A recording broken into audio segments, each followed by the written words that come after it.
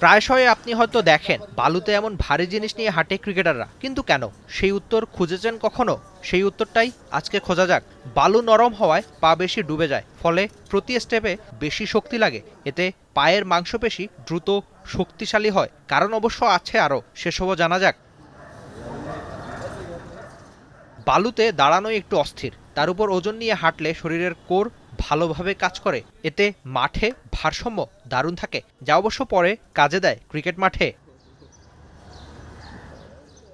বালু শক্ত মাটির মতো ধাক্কা দেয় না, তাই জাম্প বা দৌড়ের সময় জয়েন্টে চাপ কম পড়ে। রিহ্যাব বা সেফ ট্রেনিংয়ের জন্য এটা দারুণ। ইনজুরির রিস্ক কমাতেও কাজে দেয় ক্রিকেটারদের। সব মশার বিরুদ্ধে সুরক্ষা দিতে এলো বসুন্ধরা এক্সট্রিম অ্যারোসল, মশার বিরুদ্ধে এক্সট্রিম সুরক্ষা। একই দূরত্বে বালুতে হাঁটা বা দৌড়ানো অনেক বেশি কষ্টকর, তাই ফিটনেস দ্রুত বাড়ে। এটিও দারুণভাবেই কাজে দেয় বাংলাদেশ দলের ক্রিকেটারদের। স্প্রিন্ট, বোলিং, ফিল্ডিং সবকিছুর জন্যই দরকার শক্তি আর নিয়ন্ত্রণ। এই ধরনের ট্রেনিং মাঠে দ্রুততা আর পাওয়ার বাড়ায়, যার জন্য টানা 7 দিনের মতো ফিটনেস নিয়েই কাজ করবে এই ক্রিকেটাররা। সামনে তাই ক্রিকেটারদের টাফ টাইম দেবে বাংলাদেশ ক্রিকেট বোর্ড। ফিটনেস নিয়ে এবার ছাড় নেই একটুও। ফ্যাট বেড়েছে অনেকের, এমনও শোনা যাচ্ছে। জানিয়ে চলবে বিশেষ কাজ। স্টেবিলি বাড়লে ইনজুরি কমবে, পারফর্ম হবে দারুণ। তাই সিরিয়াস ট্রেনার থেকে দলের প্রত্যেকেই। 15 এপ্রিল থেকে শুরু হবে টাইগারদের মূল প্র্যাকটিস। 17 এপ্রিল শুক্রবারে নিউজিল্যান্ডের সাথে প্রথম ওয়ানডেতে মাঠে নামবে বাংলাদেশ দল। এরপরে খেলবে দুটো ওয়ানডে আর 3 ম্যাচের টি-20 সিরিজও।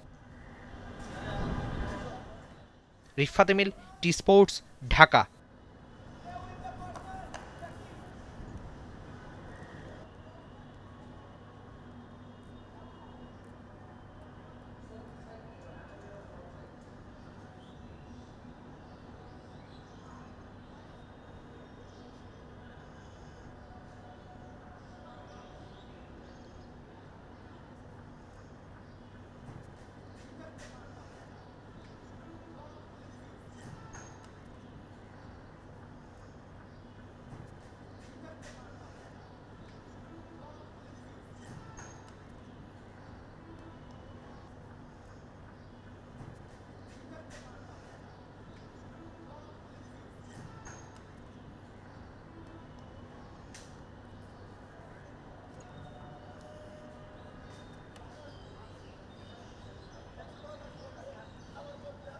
For more updates, subscribe to our YouTube channel and click on the bell icon.